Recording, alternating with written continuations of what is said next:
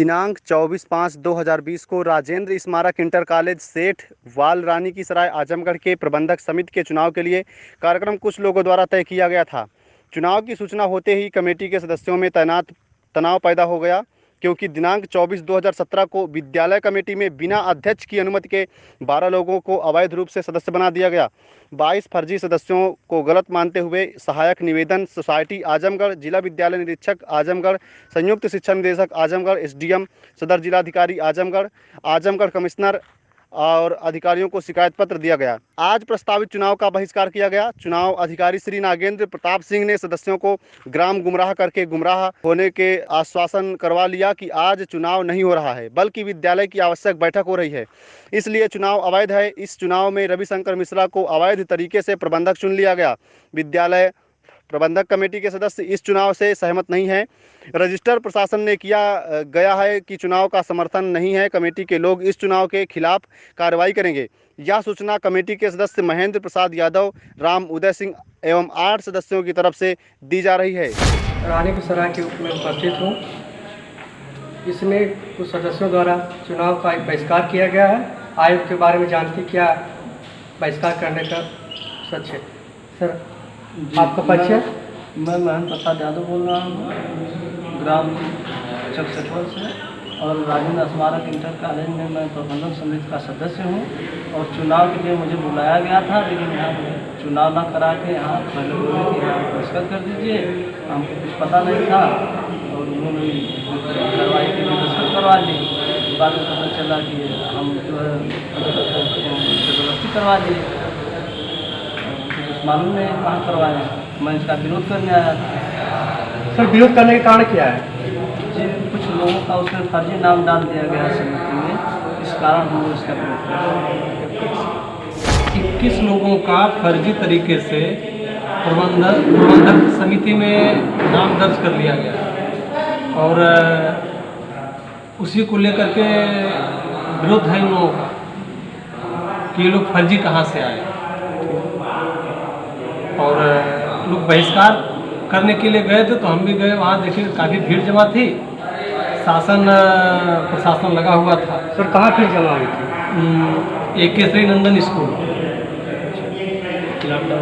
Lockdown का पूर्णतः उल्लंघन हो रहा था और पुलिस के लोग और तमाम पब्लिक, तमाम भीड़, हम भी वहाँ रुके, देखे तो पता चला कि सेठवल स्कूल का चुनाव हो रहा है।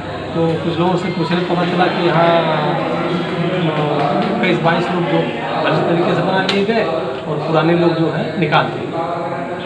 ये चुनाव घोषणा कब की गई? जी, चुनाव कब इसका जानकारी हुआ? ये नहीं जानकारी हो पाई। ये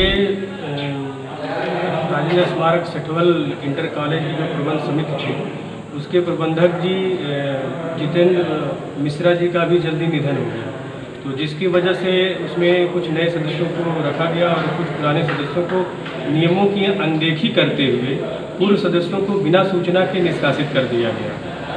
और जिसके कारण से जो सदस्य उन लोगों के पक्ष में थे उनका विरोध था, और वो पिछले काफ़ी दिनों से ये इस प्रयासरत थे कि जिन लोगों को नियमों की अनदेखी करके इसमें शामिल किया गया है प्रबंध समिति में, उन्हें निकाला जाए और उन्हें नियमों के अनुसार अगर वो कुछ काबिल हैं तो रखा जाए। लेकिन इन सब के विरोध के बावजूद उन लोगों को सदस्य मान लिया गया और जो समिति के अध्यक्ष थे उनके बिना सहमति और बिना अनुमति के, बिना उनके हस्ताक्षर के, तो जिस कारण से आज ये विरोध प्रदर्शन था। लेकिन जो सदस्य थे उन लोगों को गुमराह करके कि यह जो आज एक सामान्य बैठक है, इसमें किसी भी पदाधिकारी के चयन प्रक्रिया से कोई लेना देना नहीं है। लेकिन बाद में पता चला कि वहाँ पे उन लोगों ने अध्यक्ष बना लिया। और दूसरी चीज़, इस लॉकडाउन में 50 लोगों से ज़्यादा अनुमति नहीं मिलती एक जगह एकत्रित रहने के लिए। लगभग 250 की संख्या में और असलहों के साथ और प्रशासन के दबाव में प्रशासन भी पूरी तरह से उन लोगों के पक्ष में था।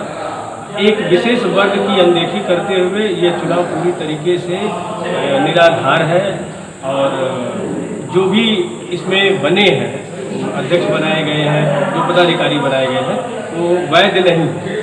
और इसके लिए अग्रिम कार्रवाई जो इसमें पदाधिकारी लोग हैं, हाई कोर्ट, सुप्रीम कोर्ट, जहाँ भी जहाँ तक ये लड़ाई लड़ी जाएगी समाज के लोग लड़ेंगे, क्योंकि यह विद्यालय समाज को समर्पित है।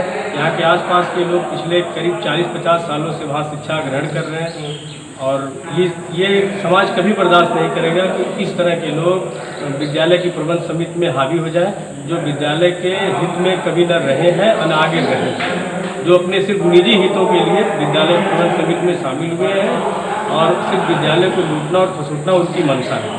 तो ये हम लोग हरगिज़ नहीं होने देंगे। पूरे आसपास के समाज के जो लोग जागरूक और सामाजिक लोग हैं सबको संगठित करके उनको जागरूक किया जाएगा और यहाँ से लेके और सुप्रीम कोर्ट हाई कोर्ट तक ये लड़ाई लड़ी है। सर आपका क्या विचार है? हमारा विचार है कि जो है यह जो किया गया है यह बहुत ही मतलब निरीह काम किया गया है कि बिना बताए हुए और चुनाव करा लिया गया।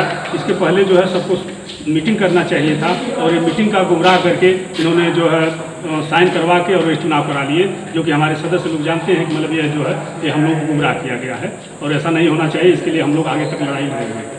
सर आपका क्या विचार है? कोई भी कार्रवाई बिना नोटिस के नहीं होती है। बिना पूर्ण नोटिस के कोई कार्रवाई नहीं होती है। जो भी 22 सदस्य बनाए गए वो निराधार है। और दूसरी चीज़ कोई भी रिक्रूटमेंट किया जाता है तो उस पर अध्यक्ष की बाकायदा सिग्नेचर होती है। अध्यक्ष का एफिडेविट होने के बाद भी कि मैंने सिग्नेचर नहीं किया है, ये अलोकतांत्रिक तरीके से कराया गया चुनाव है और इसका हम पूर्ण रूप से विरोध करते हैं। माननीय जितेंद्र जी जो प्रबंधक थे 5 अप्रैल को उनका निधन हुआ। इस लॉकडाउन के कंडीशन में जहां प्रशासन अलाउ नहीं कर रहा है कि आप 50 से ज़्यादा एक जगह मास्क कर सकते हैं, ऐसी कंडीशन में चुनाव करना सरासर गलत है। और दूसरी चीज़ सर एक चीज़ मैं और कहना चाहूँगा कि जो सदस्य बनाए गए हैं 22, उनमें कोई सदस्य बनने की एक योग्यता होती है, कोई योग्यता नहीं है और वो वर्ग विशेष के बनाए गए हैं और ना तो पूर्व सूचना कि कोई कार्य किया गया और जो भी मेंबर्स थे पुराने वो बस वहाँ विरोध पत्र देने गए थे। उनको कहा गया कि यहाँ प्रबंधन तंत्र का चुनाव न होके यहाँ पे जो है वो एक आम मीटिंग है, एक आम बैठक बुलाई गई है, इस नाम पे उनसे सिग्नेचर करवाया गया है ज़बरदस्ती। और करवाने के बाद में इनको बताया गया कि जब घर ये लोग वापस आ गए तो बताया गया कि फला प्रबंधक बना दिए गए, फला ये बना दिए गए हैं। और तीसरी बात 61 सदस्यों में से करीब 22-23 सदस्य इसके विरोध में थे और 22-23 सदस्य फर्जी भरे गए थे जो कि आसपास के क्षेत्रों के न होकर दूर दराज से थे। तो ये हम इस प्रक्रिया का विरोध करते हैं। हाई कोर्ट से लगा के सुप्रीम कोर्ट तक, जहाँ तक लीगली लड़ना होगा हम लड़ेंगे।